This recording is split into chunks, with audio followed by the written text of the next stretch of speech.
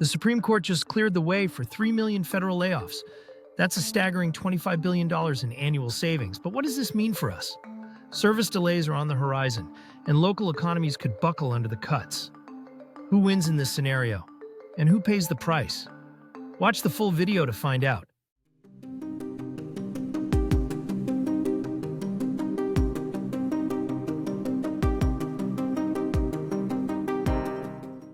So, Gary, let's start with thing number one. We're talking the Supreme Court, their decision that the government does not have to expand indefinitely. You note that this frees Americans from more costly bureaucracy. Gary, thing number one, the Supreme Court clears the way for more layoffs. Tell us what this means for the American people.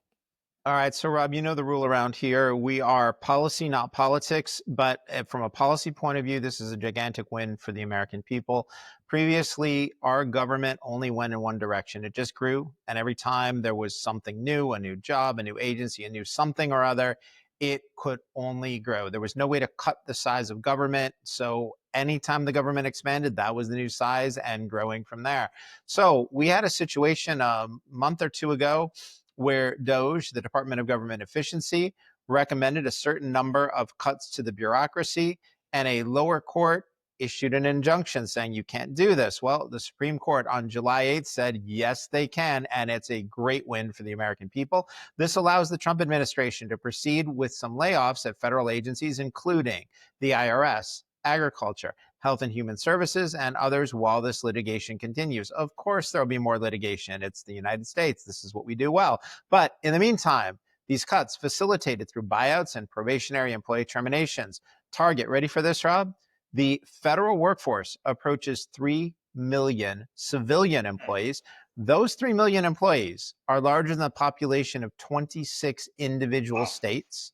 Okay, so it is the federal government workforce, just the civilian workforce alone, is larger than the median state.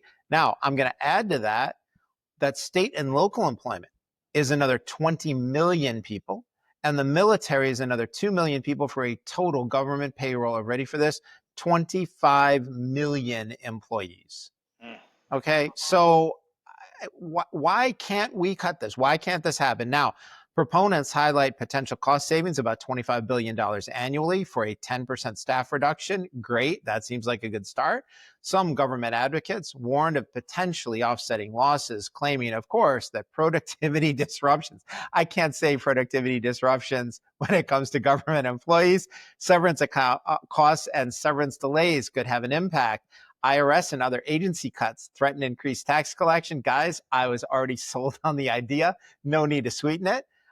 They further complained that regions heavily reliant on federal employment, such as the DC area and Northern Virginia, might experience outsized economic effects reflected in declining consumer spending and local tax receipts. As far as I'm concerned, this sounds like the Hunger Games in reverse, okay? I'm already sold on the idea. Okay, I mean, really, the regulatory state is now threatening Americans with reduced consumer spending in the DC area if we don't support more wasteful spending.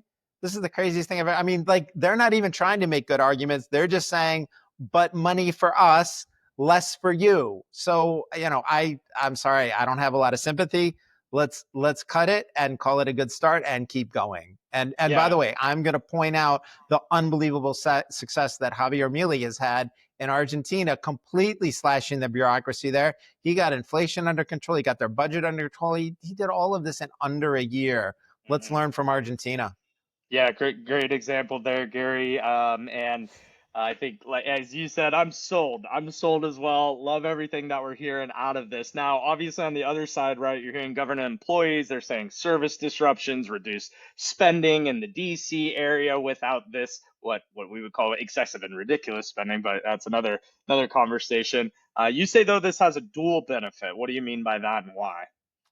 All right. So, you know, Rob, these whiners, these complainers are saying if the government doesn't grow forever, you know, how are we going to get anything done? And the answer is, for most of the history of this country, people somehow managed without government agencies telling them what to do all the time. So not only are there tens of billions of dollars of savings available here for the American people, worse than that, the costs of the regulatory state extend well beyond the gigantic obscene budget. Too many unelected bureaucrats have far too great a say in how ordinary Americans manage our lives. These bureaucrats can complain all they want about job losses and areas of the country dependent on government largesse, but the complainers ignore the millions more Americans struggling under crushing regulatory requirements. These stall job growth, they prevent small businesses from getting hold. They basically favor the gigantic businesses that have the staff and ability to manage increasingly complex regulatory requirements at the expense of ordinary Americans who want to start small businesses without the government trying to manage every aspect of their lives. Reducing the regulatory state will free people to be more productive, unleashing the dual benefits of lower government costs, and that means lower inflation and increased citizen productivity. Okay, so somehow these advocates for ever larger government think their gains can't ever be reversed. For the first time in a long time, the small government crowd gets a small win.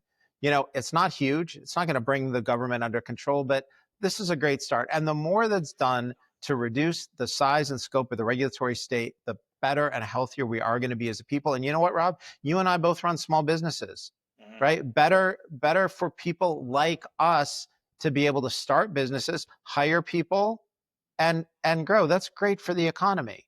So let's cheer for that.